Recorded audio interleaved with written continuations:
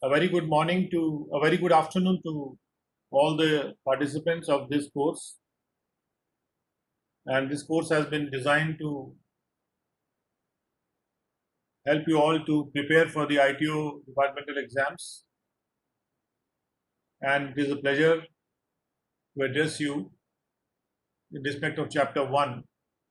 So we had begun the session on chapter 1 yesterday, and we had done the first part of it. Today we'll be doing the second part.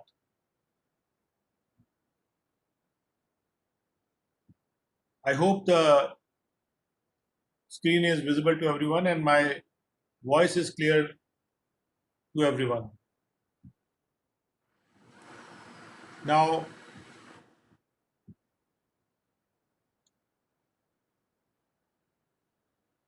we had come to the definition of Chief Commissioner yesterday. No, let me see where we had come yesterday. We had come up to block of assets.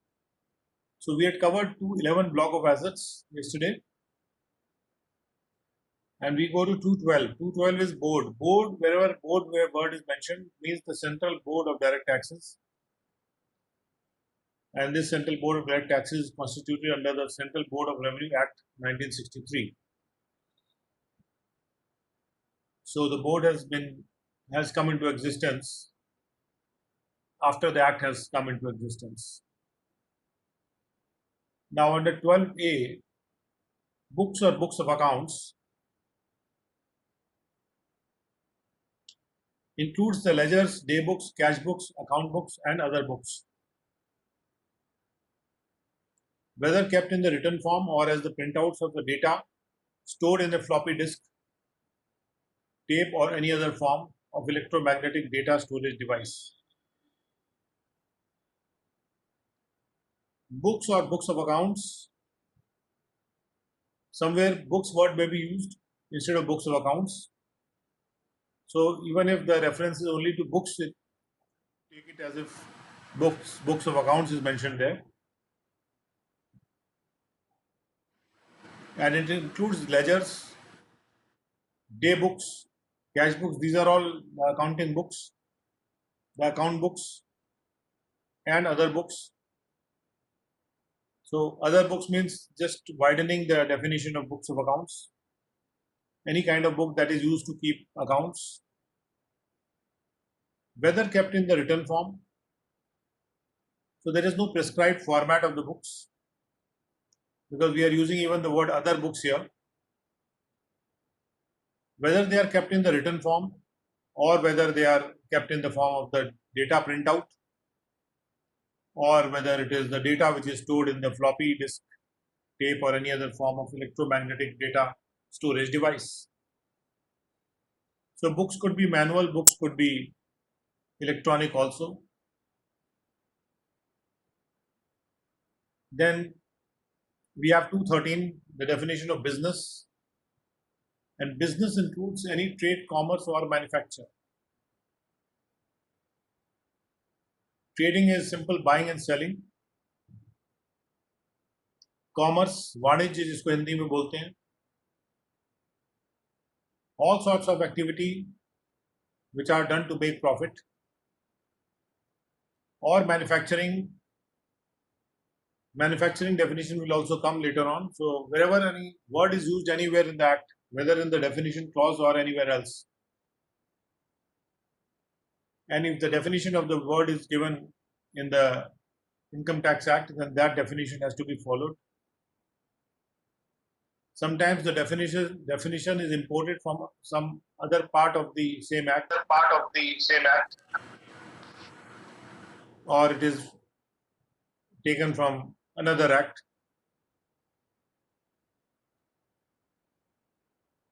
And business includes trade, commerce or manufacture, or any adventure or concern which is in the nature of the trade, commerce or manufacture. So again, widening the definition of business. Any adventure. Adventure क्या होता है? Adventure में there are two elements. One is risk and another is romance. So रोमांच और दिलचस्पी जिस चीज में हो वो एडवेंचर है. Concern means any kind of entity, any institution, any sort of body which is doing the work in the nature of trade, commerce, or manufacturing. It all comes under the word business. Now, under 213A, the word business trust has been defined. And business trust means a trust which is registered under the Infrastructure Investment Trust. It is registered as the Infrastructure Investment Trust under the SEBI Regulations 2014 dealing with Infrastructure Investment Trust, which are made under the SEBI Act 1992. Or it could be a real estate investment trust. These two types of trusts are defined under the respective regulations made under the SEBI Act. And therefore, the meaning of the business trust is borrowed from the SEBI Act and from these regulations. And the condition here is given that the units of which are required to be listed on the recognized stock exchange. The units of these two types of trusts are listed on the recognized stock exchange, and therefore the buying and selling can happen with respect to them.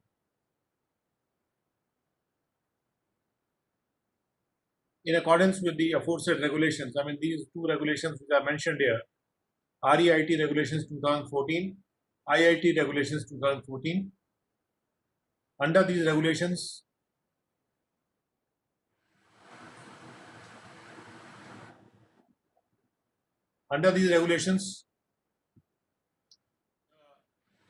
units are required to be listed on a recognized stock exchange. The units of these trusts. Now we go to 214. It's a very, very important definition. Capital asset. The word capital asset would be used in various places in the Act, and therefore the meaning of the word capital asset comes from this definition all the time. So you must be aware of this definition very well. The word capital asset means the property of any kind which is held by an assessee, whether or not connected with his business or profession. Assessee उस property को business और profession में use कर रहा है कि नहीं कर रहा है, उसका कोई कनेक्शन उसकी प्रोफेशन से है चाहे नहीं भी है, लेकिन प्रॉपर्टी होनी चाहिए वो संपत्ति. We request Mr. to switch off audio. Mr. Mrityunjay Nath.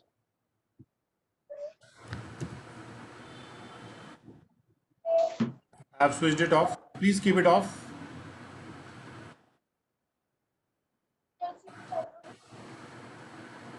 Vaishali, please keep your audio off, please.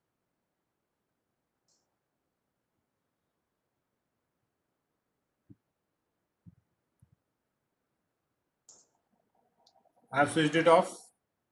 Please keep it off. Please don't keep your audios on at all.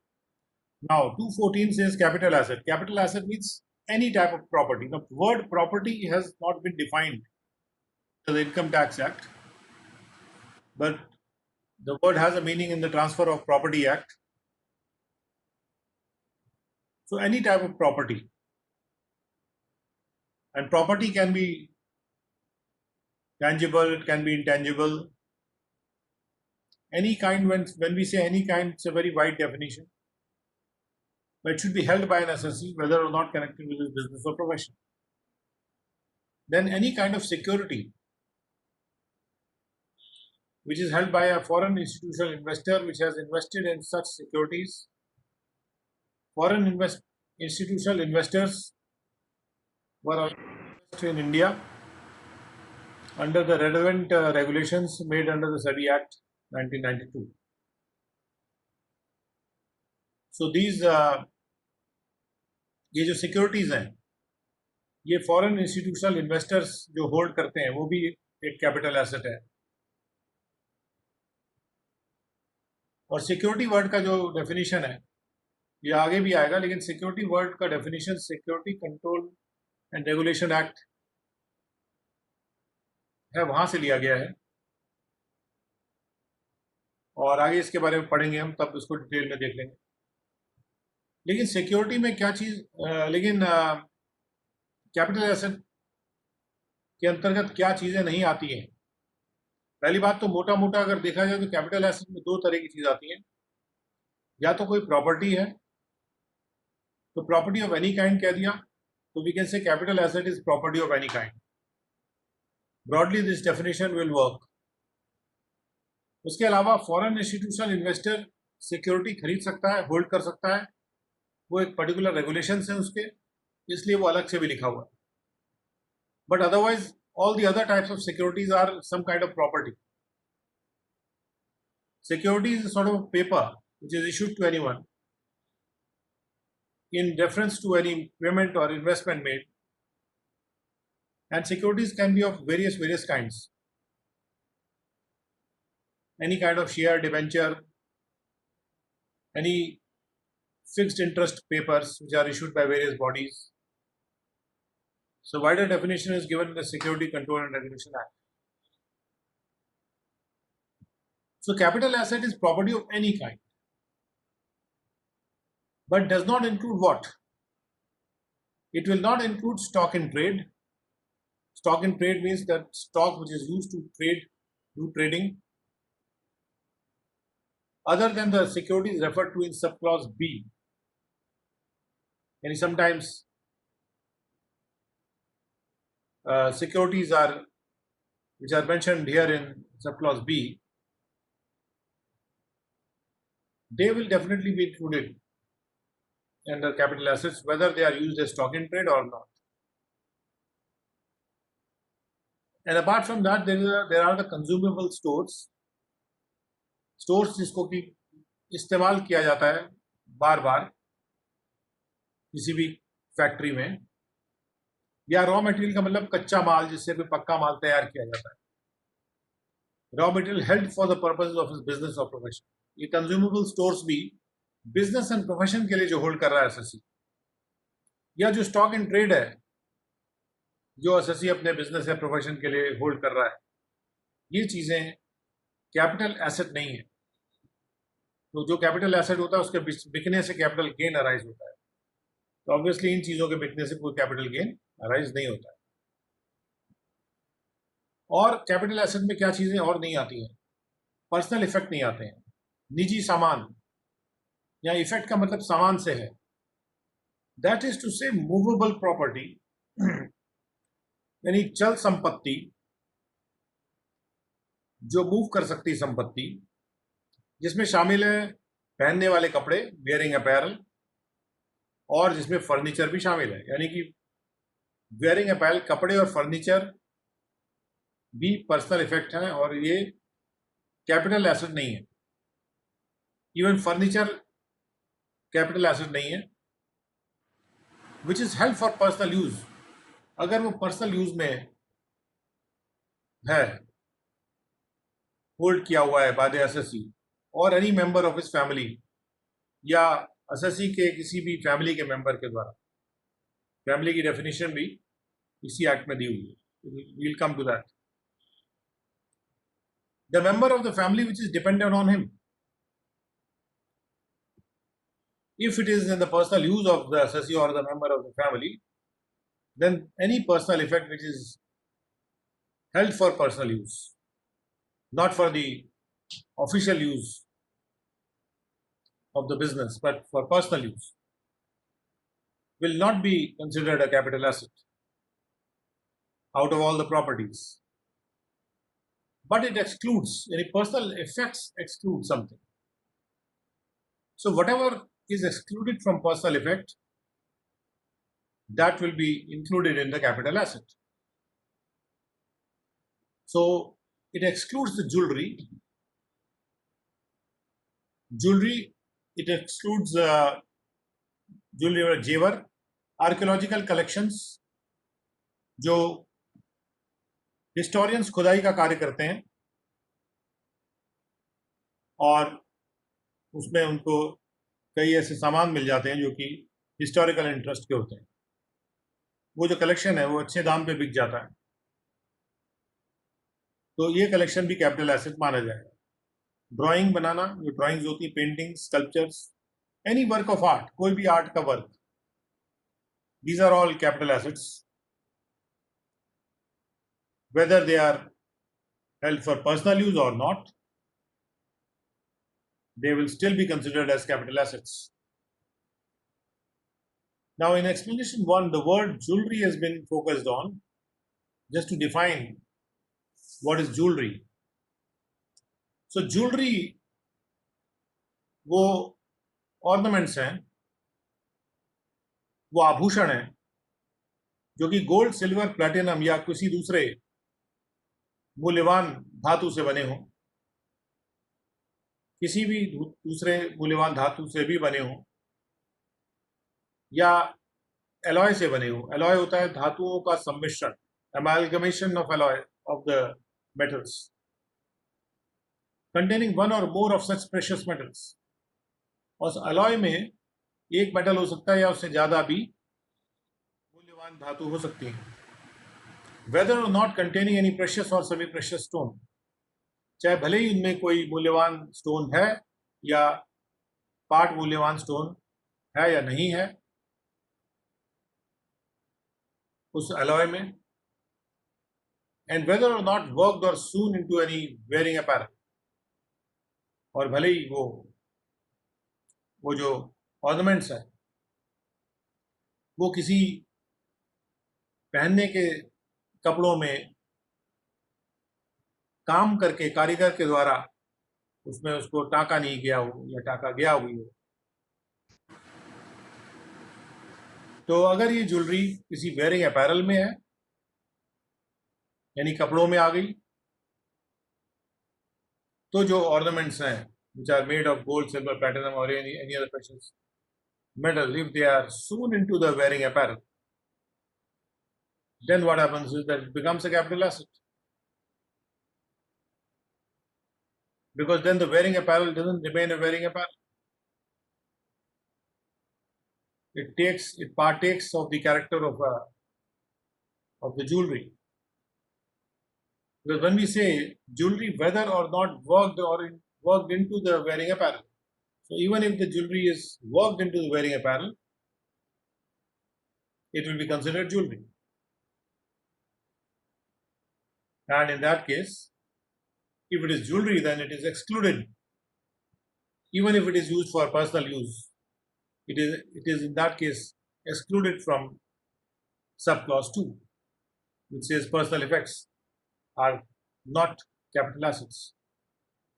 So therefore, any jewelry which is sewn into the wearing apparel will be capital asset.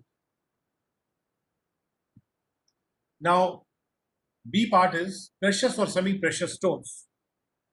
जो मूल्यवान पत्थर होते हैं, Ruby, इस तरह के और भी बहुत से पत्थर हैं, मूल्यवान पत्थर हैं, आप लोग भी पहने होंगे, topaz, lapis lazuli, there are so many,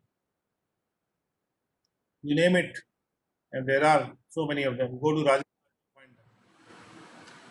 Precious or semi-precious stones, whether or not they are set in the furniture, utensil or other article, चाहे वो precious stones फर्नीचर में या बर्तन में या किसी भी दूसरे वस्तु में सेट किए गए हो या ना किए गए हो, या किसी पहनने वाले कपड़े में जिसको टाका गया हो या सिला गया हो, चाहे ना सिला गया हो या ना टाका गया हो, तो ये जो प्रेशियस और सेमी प्रेशियस स्टोन्स हैं ये भी ज्वेलरी के डेफिनेशन में शामिल हो जाएगा.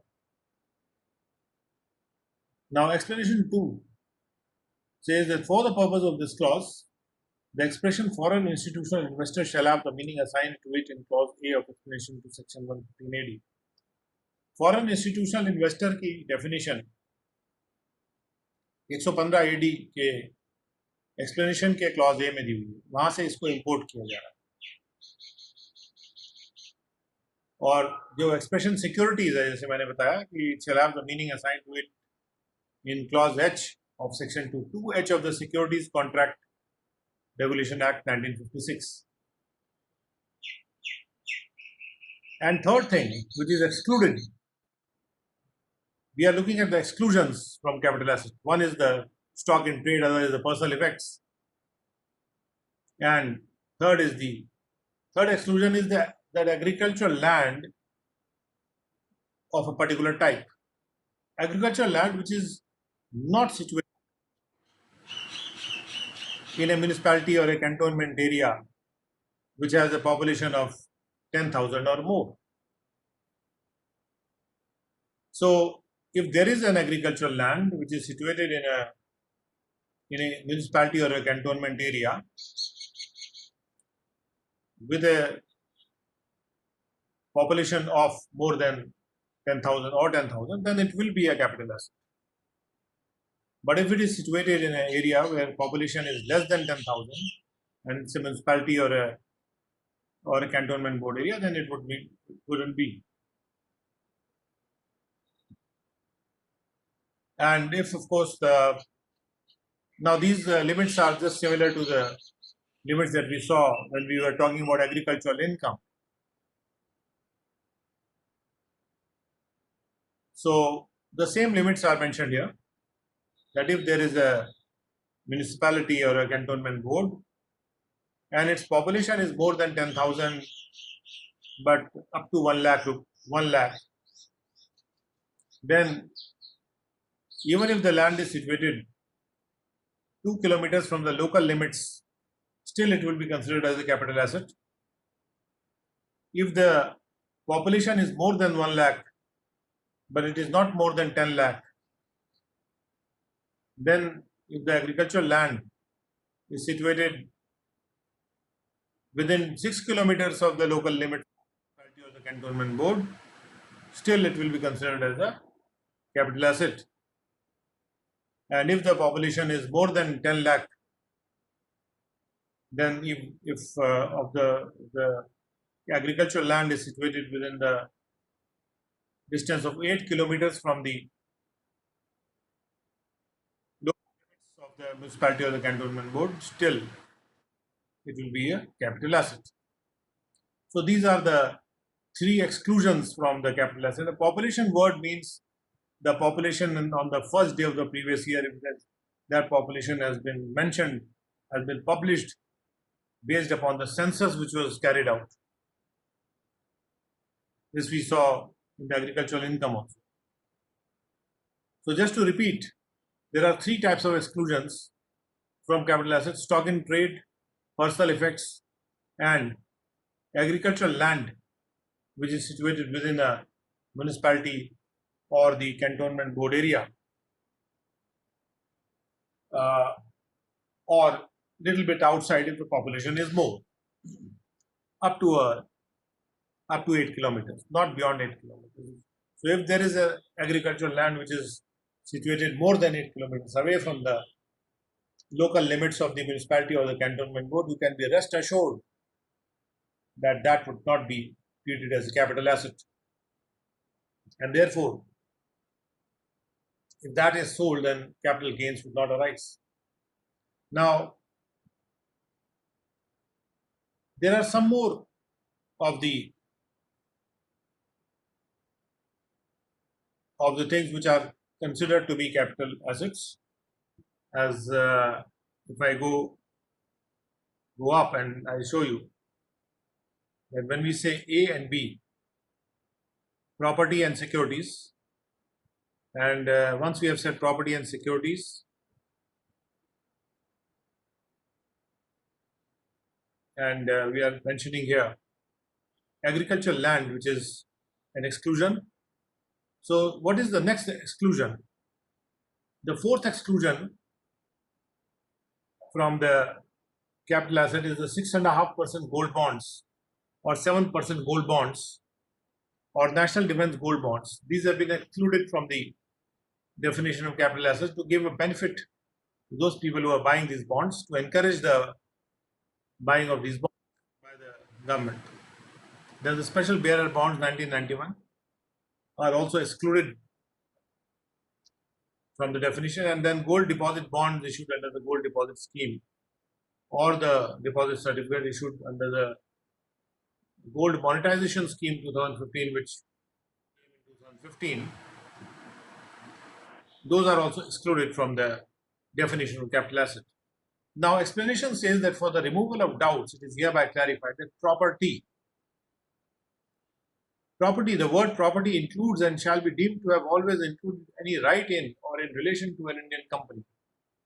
If somebody has any right in an Indian company or in relation to an Indian company, which includes the right of management or control over the company, or any kind of right whatsoever in relation to the company. So any kind of rights in relation to the company are also property. Sometimes when there are some agreements between two people where certain rights in companies are being transferred to somebody else, so even that, those rights are also considered to be capital asset, क्योंकि वो जो rights हैं वो भी capital asset है और वो इसलिए है क्योंकि वो प्रॉपर्टी है. ये बात एक्सप्लेनेशन में यहाँ क्लियर कर दी गई है. जैसे कभी कभी बिजनेस में आपने देखा होगा, एक बिजनेसमैन कहता है कि इस कंपनी के मैनेजमेंट में मैं ये डिसीजन ले सकता हूँ, तो इस तरह के डिसीजन लेने के पावर को भी किसी को ट्रांसफर किया जा सकता है. Now we come to 215. 215 is charitable purpose, जहां पर प्रयोजन परोपकारी है.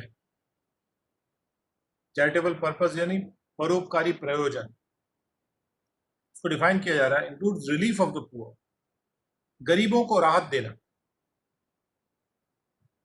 एजुकेशन, शिक्षा. योगा, मेडिकल रिलीफ, मेडिकल राहत. प्रिजर्वेशन ऑफ एनवायरनमेंट, पर्यावरण का संरक्षण.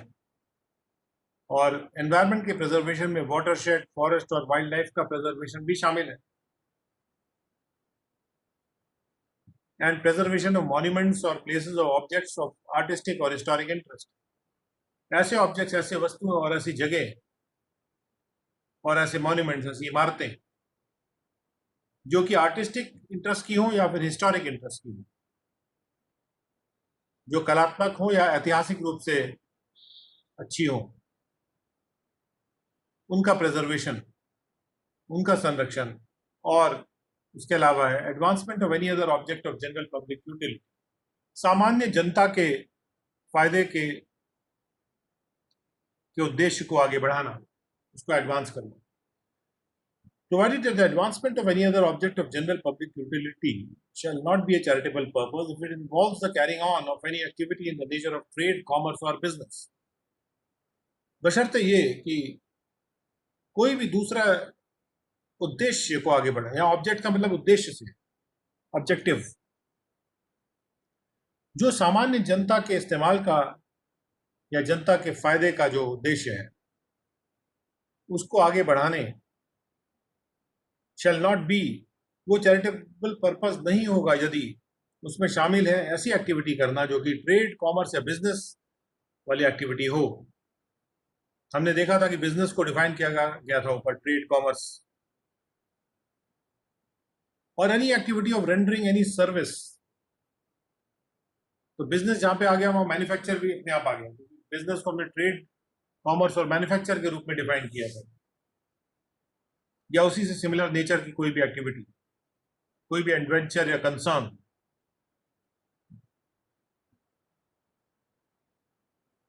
और any activity of rendering any service in relation to any trade, commerce और बिजनेस, या कोई भी एक्टिविटी जो कि इस तरह की सर्विस देने वाली है जो कि ट्रेड, कॉमर्स और बिजनेस वाली एक्टिविटी है. फॉर ए सेस और फी, यानी उसके लिए कुछ फीस ली जा रही है, कुछ सेस लिया जा रहा है उस एक्टिविटी को करने के लिए. और एनी अदर कंसिडरेशन, या फीस नहीं ली जा रही तो किसी दूसरे रूप में उसके इवज में कुछ लिया जा रहा है. irrespective of the nature of the use or application or retention of the income from such activity. irrespective यानी इससे मतलब नहीं है कि उसका यूज कैसे किया जाएगा या उसको अप्लाई कैसे किया जाएगा, या उस इनकम को रखा कैसे जाएगा, कभी कभी इनकम यूज कैसे की जाएगी, उसको अप्लाई कैसे किया जाएगा, उसको रिटेन कैसे करके रखा जाएगा, इस बारे में प्रावधान होते हैं। यहाँ पर एक बात साफ कर दी गई है कि यूज एप्लीकेशन या रिटेंशन के बारे को मद्देनजर ना रखते हुए, उसको नजरअंदाज करते हुए बस यही देखना है कि जो advancement of any other object of general public utility है, वो ऐसी एक्टिविटी नहीं होनी चाहिए जिसमें पैसे के एवज में या कोई और वस्तु के एवज में कोई ट्रेड कॉमर्स या बिजनेस किया जा रहा हो। यानी advancement of any other object of general public utility में बिजनेस नहीं आए जिसमें कोई रेवेन्यू की प्राप्ति हो रही है, अनलेस अनलेस मतलब जब तक कि ऐसा ना हो कि सच activity is undertaken in the course of actual carrying out of such advancement, कि अगर ऐसे एक्टिविटी को उस एडवांसमेंट वाली जो एक्टिविटी है उसको करने के रास्ते में किया जा रहा है। कभी कभी इसके लिए वर्ड इंसिडेंटल टू भी आता है, जो सेक्शन 11 में यूज किया, यहां पर है इन कोर्स ऑफ, इंसिडेंटल टू की जगह। बात मीनिंग वही है कि जब हम उस एडवांसमेंट को कर रहे हैं तो जो एक्टिविटी हम जनरल पब्लिक यूटिलिटी को एडवांस करने के लिए कर रहे हैं, उस एक्टिविटी के कोर्स में ही हम ये बिजनेस एक्टिविटी भी कर रहे हैं।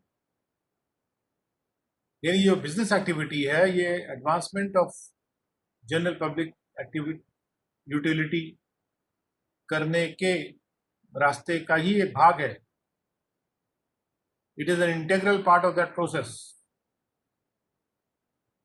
इन दैट केस, अगर ऐसा है कि it is in the course of the actual carrying out of such advancement, then that activity will be treated as the charitable activity, charitable purpose. But of course, another condition should be met, and that condition is that the aggregate receipts from such activity or activities do not exceed 20% of the total receipts of the trust or institution. किसी भी trust या institution को जितनी रसीट्स प्राप्त हो रही है, जितना पैसा प्राप्त हो रहा है, उसमें से उसका 20% से ज़्यादा नहीं होना चाहिए इस एक्टिविटी से रिसीट्स को, जिसको कि हम advancement of any other object of general public utility कह रहे हैं, लेकिन वो बिजनेस एक्टिविटी, यानी जो भी हम और पैसा प्राप्त कर रहे हैं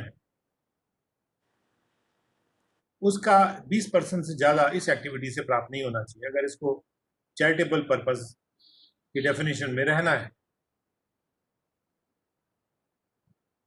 और दूसरी कंडीशन ये है कि वो एक्चुअल जो वर्क हो रहा है एडवांसमेंट का, उसके कोर्स में ही एक्टिविटी की जा रही है, वो करते हुए ये एक्टिविटी की जा रही है।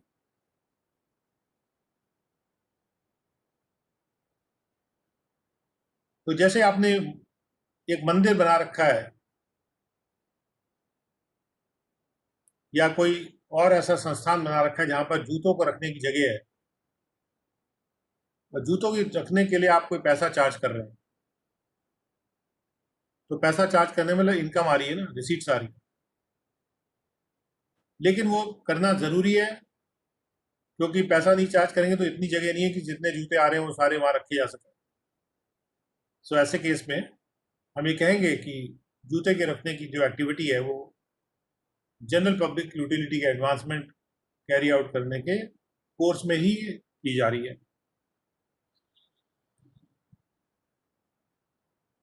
Now 15A, Chief Commissioner means a person appointed to be a Chief Commissioner of Income Tax.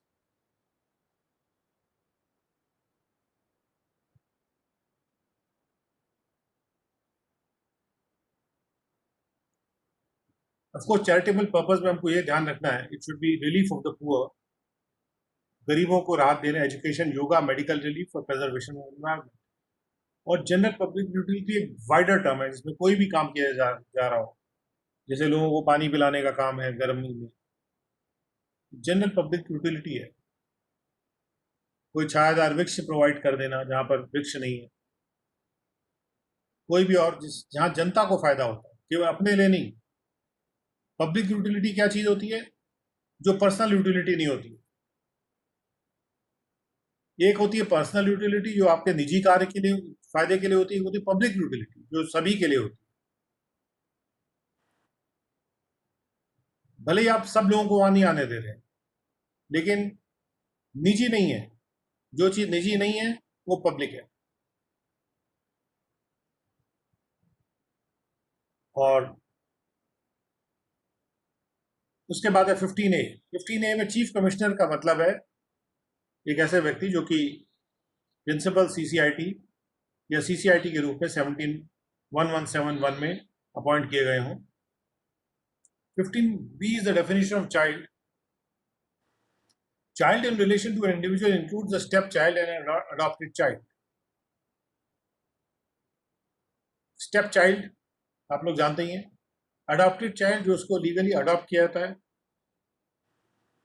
उसमें इन दो टाइप, ये जो दो टाइप के चाइल्ड है, ये नेचुरल चाइल्ड के बाद ये चाइल्ड भी चाइल्ड की डेफिनेशन में आते हैं।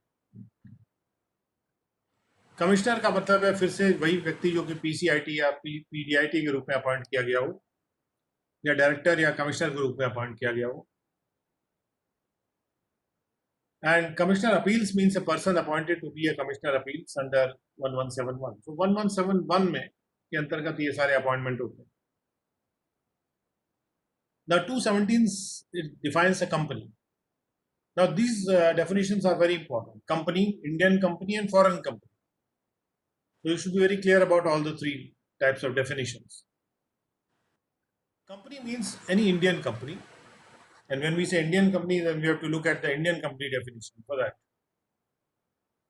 Company means any Indian company or any body corporate incorporated by or under the laws of a country outside India.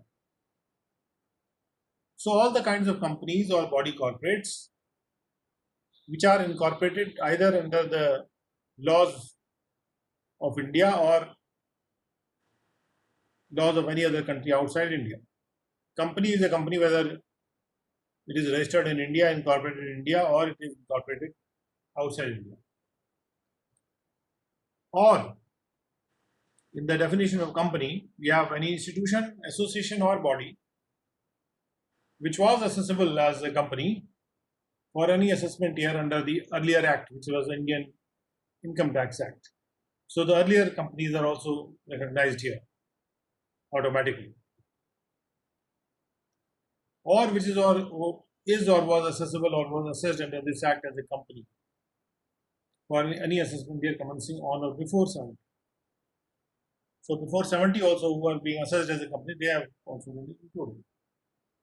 Any institution, association or body, whether incorporated or not, and whether Indian or non-Indian, any kind of institution, association or body, even if it is not incorporated, and even if it is not Indian, which is declared by the board to be a company. Board can also declare any kind of institution or entity or body, association, a company. And once the board declares, then it will be called a company. Provided that such institution, association, or body shall be deemed to be a company only for such assessment year or assessment years, whether commencing before 1st day of April 71 or after that date, as may be specified in the declaration. And in the declaration जो issue किया जाएगा, वो उसमें board declare करेगा कि ये कौन से असेसमेंट ईयर के लिए इसको कंपनी माना जाएगा.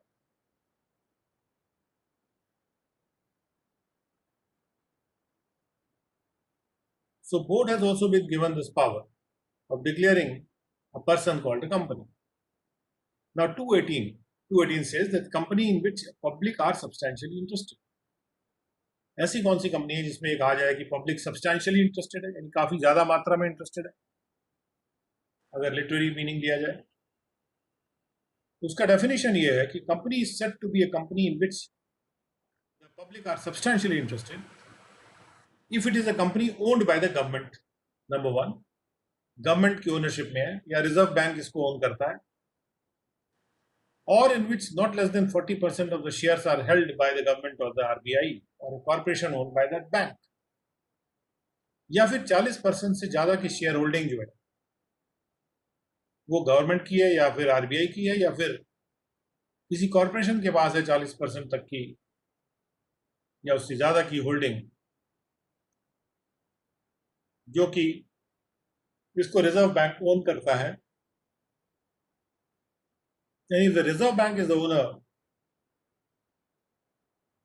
Of A corporation, then if the 40% of the shares are held by the Reserve Bank or by that corporation which is owned by the Reserve Bank, then also it will be said that it is a company in which public are substantially interested. Then if it is a company which is registered under section 25, public companies are registered under section 25 of the Companies Act. Then if it is a company having no share capital, and if having regard to its objects, and if we take into consideration कि उसके उद्देश्य क्या है, the nature and composition of its membership, अगर हम मद्देनजर रखें कि उस कंपनी के मेंबर्स किस तरह के लोग हैं, उनका नेचर क्या है, व्हाट इज द प्रकृति क्या है और कैसे किस टाइप के लोग हैं, उनका कॉम्पोजिशन क्या है, एंड अदर रेलिवेंट कंसिडरेशन, और दूसरी सुसंगत बातों को अगर मद्देनजर रखें, it is declared by order of the board to be a company, और इन सब बातों को मद्देनजर रखते हुए बोर्ड उसको अगर कंपनी डिक्लेयर कर देता है, भले ही उसके पास कोई शेयर कैपिटल नहीं है, लेकिन उसके ऑब्जेक्ट्स को देख के, उसके नेचर और उसके मेंबरशिप के कॉम्पोजिशन को देख के और दूसरी सुसंगत सोच विचार वाली बिंदुओं को मद्देनजर रखते हुए, रेलिवेंट कंसिडरेशन यानी सुसंगत जो मद्देनजर रखने वाली बातें हैं, it is declared by order of the board to be a company, बातों को मद्देनजर रखते हुए अगर उसको कंपनी डिक्लेयर कर दिया जाता है बोर्ड के द्वारा, जिसमें पब्लिक सब्सटैंशियली इंटरेस्टेड है, यानी बोर्ड भी डिक्लेयर कर सकता है कि कौन सी ऐसी कंपनी है जिसमें कि पब्लिक सब्सटैंशियली इंटरेस्टेड मानी जाएगी, भले ही उसका कॉम्पोजिशन यानी कि उसकी जो शेयर होल्डिंग है वो कुछ भी हो, provided that such company shall be deemed to be a company in which public are substantially interested only for such assessment year or assessment years as may be specified in the declaration. लेकिन उस declaration में ये लिखना जरूरी है board के लिए कि कौन से असेसमेंट ईयर के लिए उसको कंपनी माना जा रहा है। उसके बाद AC में लिखा है कि it is a mutual benefit finance company, एक ऐसी कंपनी जो कि जो लोग उसके मेंबर्स हैं उनके म्यूचुअल बेनिफिट के लिए बनी, जैसे वो आपस में पैसे मिला रहे हैं और वो इन्वेस्ट करेंगे कहीं उस पैसे में। That is to say a company which carries on as its principal business the business of acceptance of deposits, जो मुख्य बिजनेस है उस कंपनी का, म्यूचुअल बेनिफिट फाइनेंस कंपनी का।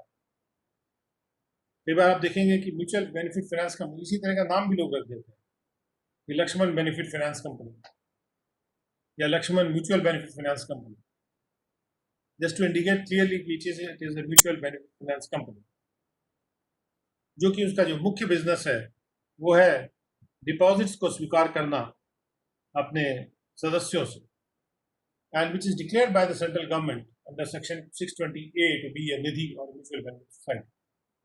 For additional condition, mutual benefit finance company के लिए to be called a company under the definition will be that it should be declared by the central government under the section 620A of the Companies Act that it is a nidhi or it is a mutual benefit society. Then if it is a company wherein shares not being shares entitled to a fixed rate of dividend, whether with or without a further right to participate in profits, carrying not less than 50% of the voting power have been allotted unconditionally to or acquired unconditionally by and were throughout the relevant previous year beneficially held by one or more cooperative societies. एक ऐसी company जिसमें कि shares जो है या तो एक cooperative society ने होल्ड कर रखे 50% या उससे ज्यादा के वोटिंग पावर के शेयर्स, एक सोसाइटी ने, एक कोऑपरेटिव सोसाइटी ने उससे या फिर उससे ज्यादा कोऑपरेटिव सोसाइटी ने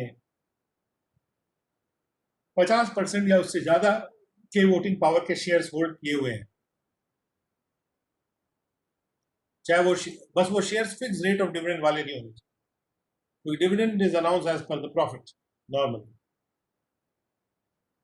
और फिक्स रेट ऑफ डिविडेंड वाला ऐसा शेयर जो कि राइट टू पार्टिसिपेट के साथ है या नहीं भी है, लेकिन फिक्स रेट ऑफ डिविडेंड वाला शेयर नहीं होना चाहिए। तो अगर एक ऐसी कंपनी जिसमें कि 50% से ज़्यादा या उससे ज़्यादा के वोटिंग पावर के जो शेयर्स हैं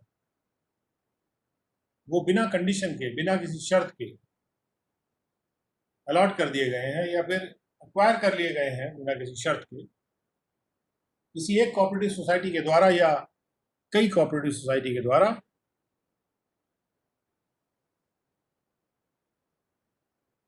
और वो अपने बेनिफिट के लिए होल्ड कर रही है उन शेयर्स को, and B says if it is a company which is not a private company, एक कंपनी जो कि प्राइवेट कंपनी नहीं है, जैसा कि कंपनीज एक्ट में प्राइवेट कंपनीज को डिफाइन किया गया है, the condition specified either in item A or in item B are fulfilled.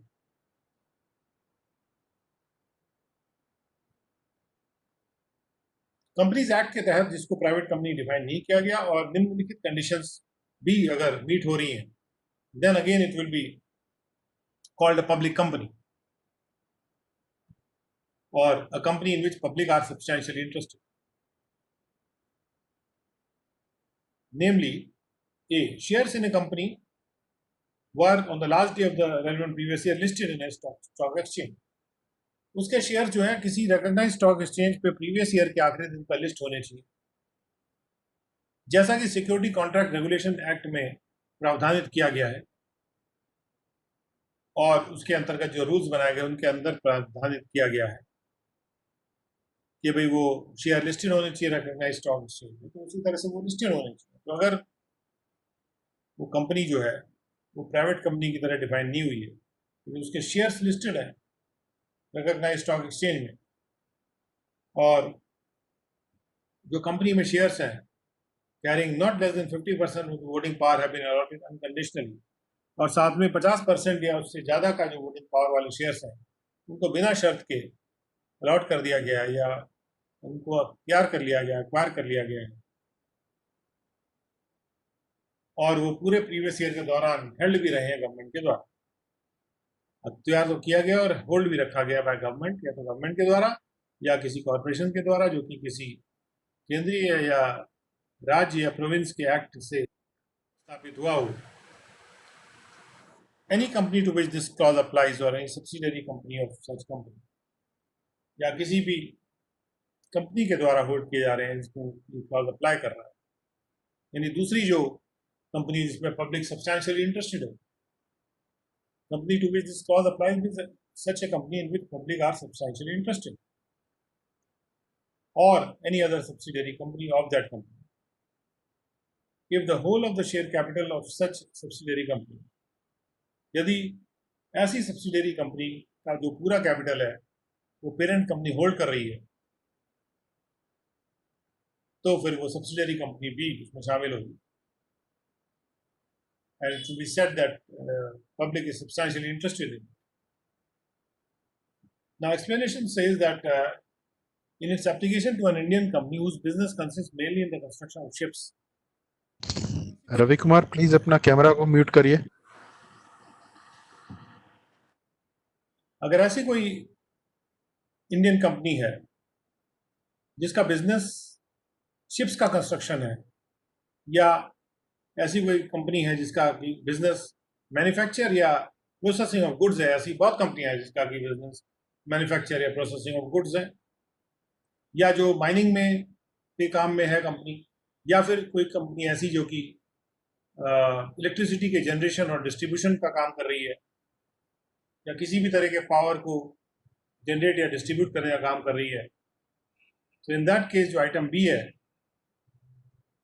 जहाँ पे हमने 50% की शेयर होल्डिंग की बात की है, it shall have effect as if for the words not less than 50%, the words not less than 40% had been substituted.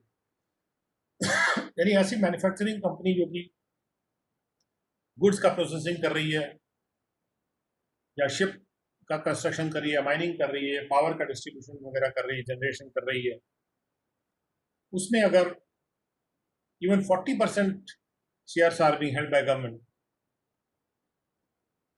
तो भी ये कहा जाएगा कि public are substantially interested in that company. Now, the word cooperative society is defined under 219. The cooperative society means a cooperative society registered under the Cooperative Society Act or under any other law. So there is a act, एक अधिनियम है, Cooperative Societies Act, या कोई भी और अगर law हो, कोई भी और अगर लॉ का मतलब क्या है, स्टेट गवर्नमेंट भी लॉ बना सकती है कोऑपरेटिव सोसाइटी के रजिस्ट्रेशन के लिए. And if state government has made a law for registration of cooperative societies, then a cooperative society which is registered under that law will also be taken to be a cooperative society under the Income Tax Act for the purpose of the Income Tax Act. Now 219A says that the deputy commissioner means a person who is appointed to be a deputy commissioner. So all these definitions of various posts, deputy commissioner, assistant commissioner, they are all appointed under section 1171. Now 19AA. 19AA is the definition of demerger. So demerger, merger मतलब मिल जाना, demerger मतलब अलग हो जाना. जैसे कोई एक company है, अगर वो डीमर्ज करती है यानी कि अपना एक हिस्से को अलग कर देती है अपने से, या एक कंपनी अलग होकर दो कंपनियां बन जाती हैं, तो ये सामान्य डेफिनेशन होगी.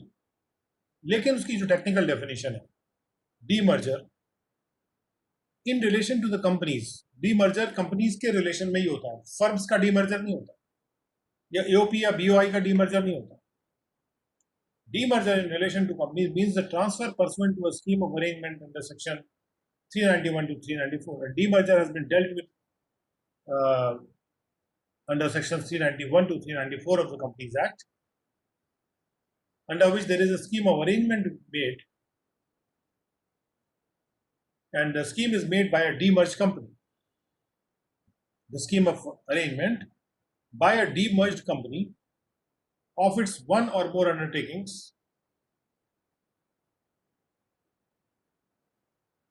or rather we can say it means the transfer by a demerged company. You have to read it like this. Demerger means the transfer by a demerged company. Demerged company transfer करती है अपनी एक या ज़्यादा undertakings को एक resulting company को. Resulting company जो परिणाम स्वरूप जो कंपनी बनती है. डीमर्ज कंपनी जो है, जो डीमर्जर से पहले जो कंपनी थी, उसको डीमर्ज्ड कंपनी बोलते हैं. अमेलगमेशन में हम उसको अमेलगमेटिंग कंपनी बोलते थे, अमेलगमेटेड कंपनी नहीं बोलते थे, लेकिन यहाँ पर जो डीमर्ज कर रही है कंपनी उसको डीमर्ज्ड कंपनी बोलते हैं, डीमर्जिंग कंपनी नहीं बोलते. So by demerger means a transfer by a demerged company of one of its undertakings or more of its undertakings to the resulting company in such a manner. How the transfer will take place? In such a manner that all the property of the undertaking which is being transferred by the demerged company immediately before the demerger becomes the property of the resulting company by virtue of the demerger. Whatever property that undertaking was having before the demerger becomes the property of the resulting company by virtue of the demerger की वजह से. And all the liabilities, केवल property ही नहीं, जितनी liabilities हैं which is relatable to the undertaking, जो कि undertaking से relation में है, यानी जो undertaking की जो liabilities हैं, उस undertaking की वजह से जो liabilities आई हैं books of accounts में, being transferred by the demerged company, जिस undertaking को demerge किया जा रहा है, ट्रांसफर किया जा रहा है, sorry, by the demerged company, उसकी जो भी liabilities थी immediately before the demerger, demerger से just पहले, they become the liabilities of the resulting company by virtue of the demerger. Demerger की वजह से वो resulting company की liability बन जाती है. और उसके बाद यानी सारे के सारे प्रॉपर्टी है उस अंडरटेकिंग की प्रॉपर्टी, जो अंडरटेकिंग का डीमर्जर हो रहा है, वो अंडरटेकिंग जब जाएगी अलग तो वो अपनी प्रॉपर्टी, अपने से संबंधित लायबिलिटीज वगैरह को लेके जाएगी, and the property and the liabilities of the undertaking or the undertakings being transferred by the demerged company are transferred at values appearing on its books of accounts immediately before the demerger. और जब undertaking transfer हो रही है ये उसी value पे होगी transfer जो बुक्स ऑफ अकाउंट में डीमर्जर से पहले जो वैल्यू दर्ज थी, whatever value was mentioned in the books of accounts, which was appearing in the books of accounts, the transfer has to be made by the demerged company at those values itself, if it is to be a proper demerger, defined under the Income Tax Act and as provided for under section 391 to 394 of the Companies Act. और इसके बाद एक एक एक बिल्कुल fresh तरोताजा proviso अभी add किया गया है इसमें. The following proviso shall be inserted in subclause 3, मतलब here in 3 of clause 1 of clause 19AA of section 2. So here you may note that the words 19AA are being used as a clause by the Act number 23 of 2019. Sometimes we tend to use the word section, subsection.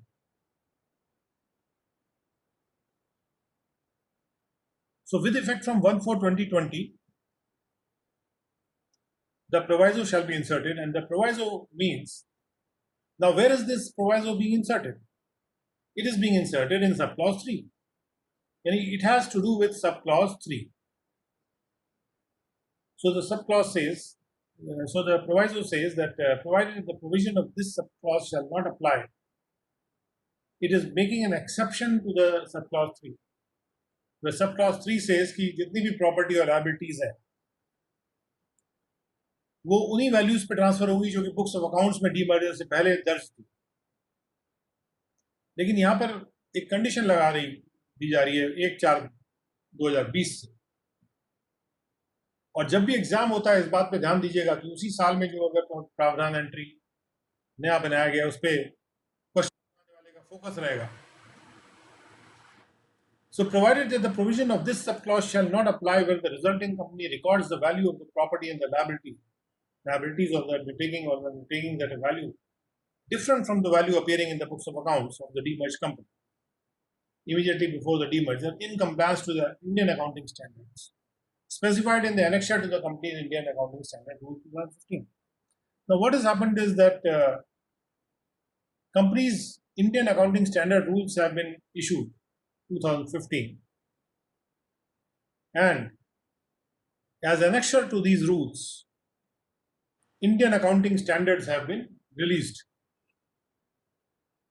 And under these Indian accounting standards, it has been provided somewhere that in the case of demerger, the value that appears in the books of accounts after the demerger could be different in certain conditions from the values which were appearing before the demerger in the books of accounts of the demerged company. So where it is allowed by these rules, then of course a different value can appear in the books of accounts as per the requirement of these rules or the standards. And then these are all the manner in which the undertaking is to be transferred. So 4 is that the resulting company will issue in consideration of the demerger its shares to the shareholders of the demerged company. The resulting company will issue the shares. Whose shares? Its own shares. To whom? To the shareholders of the demerged company, जो demerger से पहले थी, on a proportionate basis. उसी अनुपात में issue किए जाएंगे, except where the resulting company itself is a shareholder of the demerged company.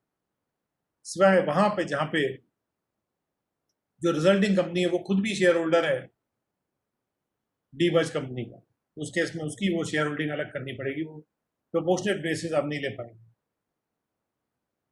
Resulting company demerger के ये भी कंडीशन है डीमर्जर की, जो रिजल्टिंग कंपनी है वो डीमर्जर के कंसिडरेशन में अपने शेयर इशू कर देगी, क्योंकि उन शेयर होल्डर्स को जो कि डीमर्ज कंपनी के शेयर होल्डर्स थे, क्योंकि पुराने शेयर खत्म हो गए, नए शेयर पिक्चर में आ गए। प्रोपोर्शनल बेसिस पे करेगी, जितने शेयर उसके वहां एक्सटिंग्विश हुए उसके proportion.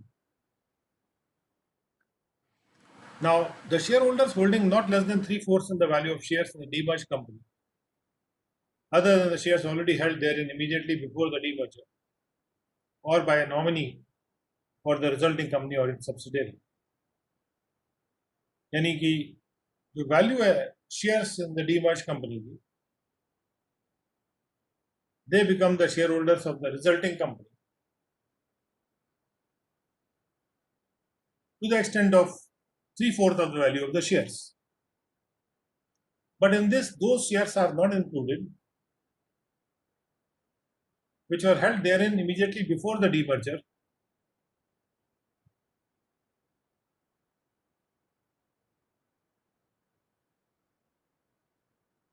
or they were held by a nominee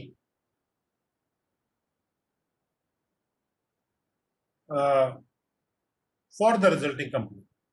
And if the resulting company was holding some shares in the demerged company, पहले ही रिजल्टिंग कंपनी जो है कोई शेयर्स होल्ड कर रही थी, या रिजल्टिंग कंपनी का कोई नॉमिनी था जो डीमर्जर से पहले जिसने कुछ शेयर होल्ड किए थे, या रिजल्टिंग कंपनी के का जो सब्सिडरी है उसका कोई नॉमिनी था जो कि डीमर्ज कंपनी में कोई शेयर्स होल्ड कर रहा था डीमर्जर से पहले, उनको पहले हटाना पड़ेगा। और उसके बाद जो बचे हुए शेयर्स हैं उसका 3/4 वैल्यू के शेयर्स ट्रांसफर होने चाहिए डीमर्ज कंपनी से, वो शेयर होल्डर बन जाने चाहिए रिजल्टिंग कंपनी डीमर्जर की वजह से। Otherwise than as a result of the acquisition of property or assets of the demerge company. लेकिन ये जो शेयर का ट्रांसफर है ये इस वजह से नहीं होना चाहिए कि कोई प्रॉपर्टी या एसेट्स जो हैं डीमर्ज कंपनी के रिजल्टिंग कंपनी ने खरीद लिए हों या एक्वायर कर लिए हों, या किसी और अंडरटेकिंग ने डीमर्ज कंपनी की ही एक्वायर कर लिए हों, सॉरी रिजल्टिंग कंपनी की ही अंडरटेकिंग ने एक्वायर कर लिए हों डीमर्ज कंपनी के शेयर्स। जो एक्वायर कर लिए खरीद लिए हैं उनको छोड़ते हुए, उनके अलावा जो शेयर होल्डिंग है उसका 3/4 और उन शेयर्स को भी छोड़ते हुए जो कि रिजल्टिंग कंपनी के पास पहले से ही थे या उनके नॉमिनी के पास थे या रिजल्टिंग कंपनी की जैसी सब्सिडियरी के पास। सब्सिडियरी मतलब रिजल्टिंग कंपनी जिसका 100% ओनर है, ऐसी कंपनी सब्सिडियरी मानी जाएगी। Now 6 says that these are all the conditions for the demerger. The transfer of the undertaking is on a going concern basis. जो अंडरटेकिंग का ट्रांसफर हो रहा है गोइंग कंसर्न, मतलब the business is not coming to a stop, the concern is not extinguishing, it is a going concern, वो चलती हुई concern है। यानी ऐसा कहीं नहीं हुआ कि डीमर्ज कंपनी खत्म हो गई हो कंप्लीटली और कुछ देर के बाद फिर रिजल्टिंग कंपनी उत्पन्न हो गई हो, ऐसा कुछ नहीं है। ये जो बिजनेस है अंडरटेकिंग का, अंडरटेकिंग बंद नहीं हुई, जो ट्रांसफर हो रही थी वो अंडरटेकिंग बंद नहीं हुई, वो अंडरटेकिंग चलती रही और वो गोइंग कंसर्न थी, चलती हुई कंसर्न थी, उसको बंद नहीं करना पड़ा। यानी गोइंग कंसर्न बेसिस पे ये ट्रांसफर होगा। गोइंग कंसर्न एक प्रिंसिपल होता है अकाउंटेंसी, जो कि अकाउंटेंसी प्रिंसिपल में आता है कि every business is a going concern. Now 7 में एक आ गया कि the demerger, this is another condition for the demerger, the demerger is in accordance with the conditions, if any, notified under the 72A5 section of the Income Tax Act by the central government. So 72A5 there are certain conditions which are mentioned there, and the demerger should be notified according to those conditions. And then we go to explanation 1. Explanation 1 में undertaking word को define किया हुआ, because here what is happening is that the undertaking is getting transferred from the demerged company to the resulting company.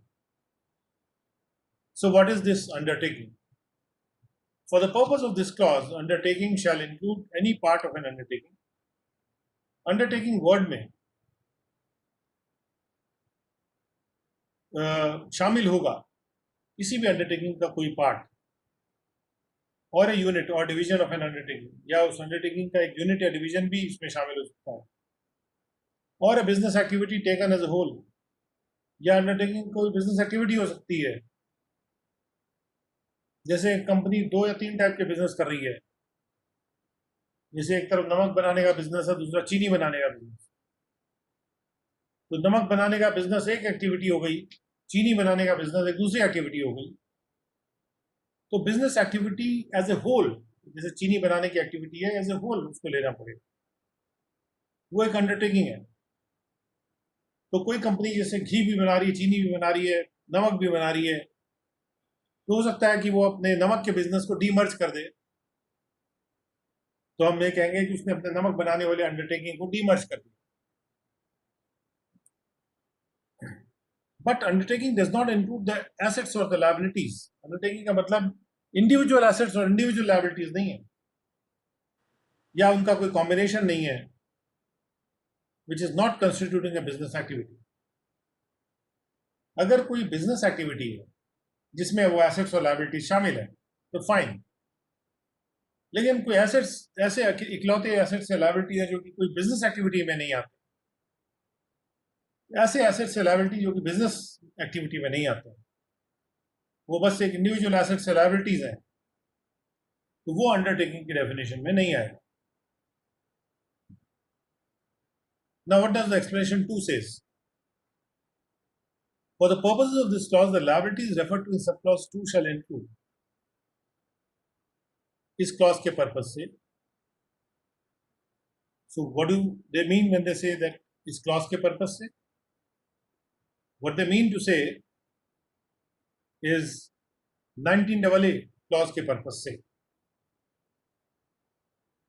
So there is an explanation inserted here, explanation 2.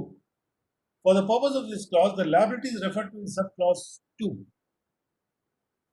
The liabilities which have been referred in subclause 2,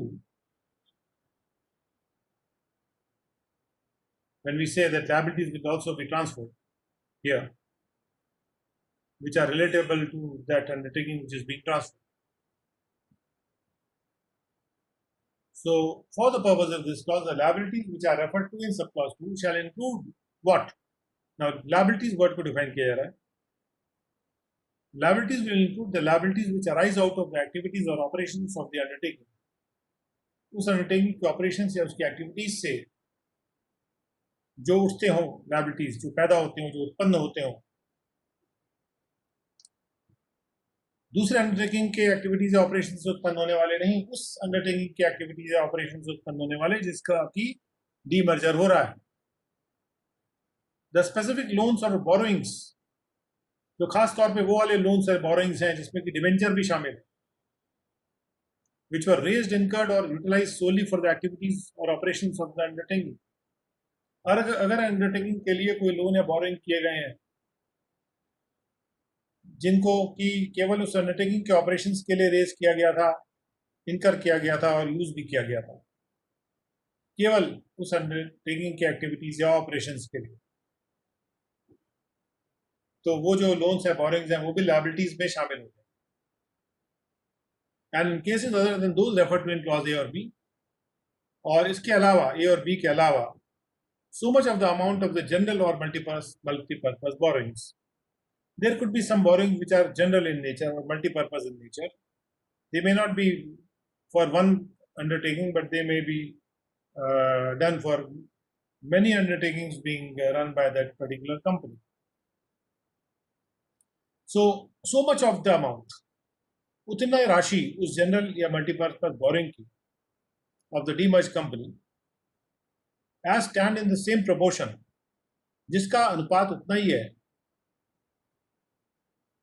उस demerge company के कुल borrowings के मुकाबले में, which the value of the assets transferred in the demerger bears to the total value of assets of the such demerged company immediately demerger.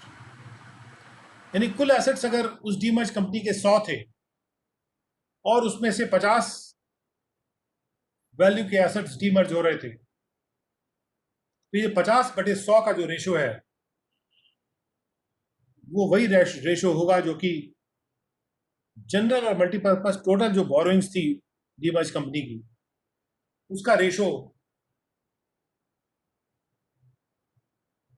उसमें से उतना ही ratio होगा। यानी कुल अगर जनरल या मल्टीपर्पज बोरोइंग्स किसी कंपनी की 1 लाख है,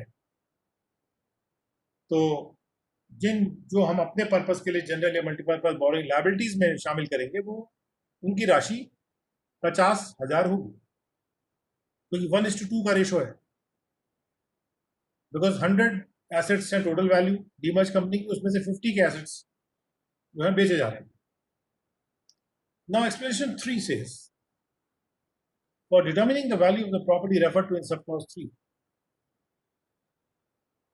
अब सबक्लॉज 3 में वैल्यू ऑफ द प्रॉपर्टी की बात आ रही है।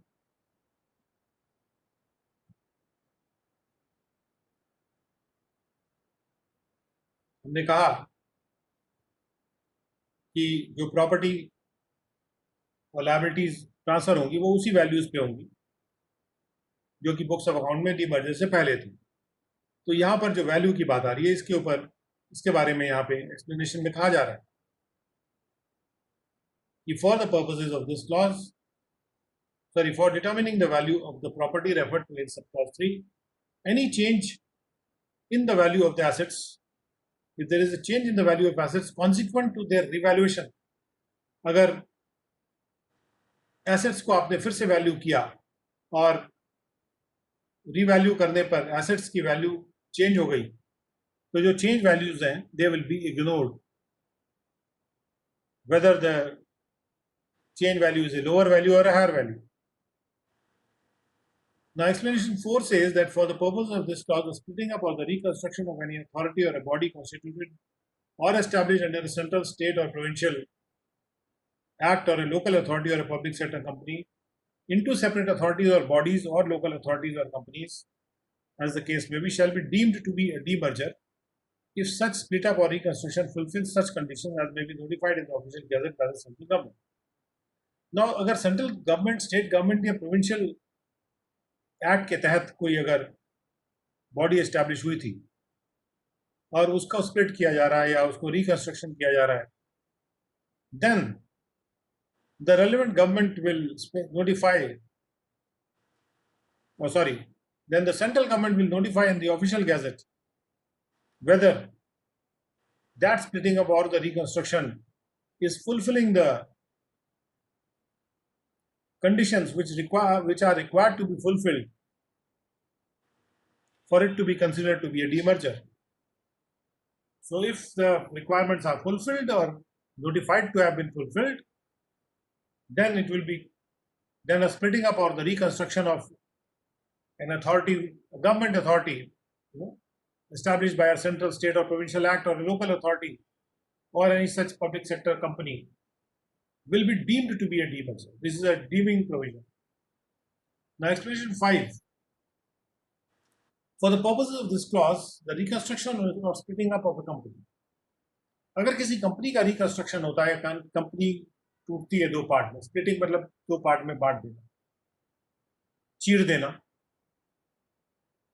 For the purposes of this clause, the reconstruction or splitting up of a company which ceased to be a public sector company, जो कंपनी पब्लिक सेक्टर कंपनी नहीं रही, as a result of the transfer of its shares, क्योंकि उसके shares transfer हो गए थे by the central government into separate companies. अगर ऐसी कंपनी जिसके भी शेयर्स ट्रांसफर हो गए और सेपरेट कंपनीज में स्प्लिट अप हो गई है, तो and it ceased to be a public sector company by the transfer of the shares, because public holding उसमें reduce हो गई, let's say 40% से कम हो गई, then it shall be deemed to be a demerger. उसको डीमर्जर तब माना जाएगा जब ऐसा रिकंस्ट्रक्शन या स्प्लिटिंग अप जो है वो इसलिए की गई हो कि कोई कंडीशन मेंशन की गई थी, अटैच की गई थी ट्रांसफर ऑफ शेयर्स के साथ, कि रिकंस्ट्रक्शन या स्प्लिटिंग अप होगा. और ये ऐसे कंडीशंस के फुलफिलमेंट में ही हो रहा है जो कि सेंट्रल गवर्नमेंट ने ऑफिशियल गैजेट में नोटिफाई किया। यानी कंपनी के लिए भी अगर कोई रिकंस्ट्रक्शन या स्प्लिटिंग अप होता है, वहां भी अगर सेंट्रल गवर्नमेंट उसको तैयार है मानने को कि डीमर्जर है, तो वो भी deem to be a demerger हो जाएगा, और उसके लिए एक नोटिफिकेशन सेंट्रल गवर्नमेंट को करना पड़ेगा ऑफिशियल गैजेट। और इनकम टैक्स के पर्पज से ये notification obviously will be done by the CBDT, the board. Now 19AA says demerged company. Demerge company के बारे में बहुत क्लियर है, दैट कंपनी जिसकी अंडरटेकिंग ट्रांसफर हो रही है pursuant to a demerger. Demerger के अनुसरण में जिस कंपनी का अंडरटेकिंग ट्रांसफर होता है वो कंपनी डीमर्ज्ड कंपनी कहलाती है, डीमर्जिंग कंपनी नहीं। थोड़ा सा यहाँ पे ग्रामर वाली चीज हो सकती है, लेकिन that is why it is more important to understand it very well. Demerged company is that company which gets demerged pursuant to a demerger to a resulting company. And 19B says Deputy Commissioner of Appeals, again 1171, Deputy Director 1171, 20 Director, Manager और Managing Agent की definition companies act में दी हुई है, वहां से बोरो की जा रही है। डायरेक्टर जनरल और director and principal DG, DIT, PDIT, okay, additional director, joint director, assistant director, deputy director। जहां पर भी किसी को डायरेक्टर जनरल के रूप में अपॉइंट किया गया हो, या प्रिंसिपल डायरेक्टर जनरल के रूप में अपॉइंट किया गया हो, या डायरेक्टर के रूप में, प्रिंसिपल डायरेक्टर के रूप में अपॉइंट किया गया हो, और या फिर किसी को अगर एडिशनल डायरेक्टर या जॉइंट डायरेक्टर के रूप में या असिस्टेंट डायरेक्टर या डिप्टी डायरेक्टर के रूप में भी अगर अपॉइंट किया गया हो, तो ये सारे लोग कवर हो जाएंगे अगर डायरेक्टर जनरल या डायरेक्टर वर्ड नहीं यूज किया जाता है। बिकॉज डायरेक्टर जनरल और director means all these persons. So just to ensure कि nobody just goes to and gets an unnecessary benefit, this definition has been widened here. Now, as far as dividend is concerned, it's a very, very important definition. It's a very, very important definition, and I would like to treat it in the lecture tomorrow, which will be our concluding lecture, in which there are 3 or 4 important definitions which are coming up, which I will be dealing with in detail, apart from the other normal definitions, and we will complete the entire lecture in that way by tomorrow. So we'll be continuing with 222 tomorrow. And with that, we come to the end of today's lecture. And I'm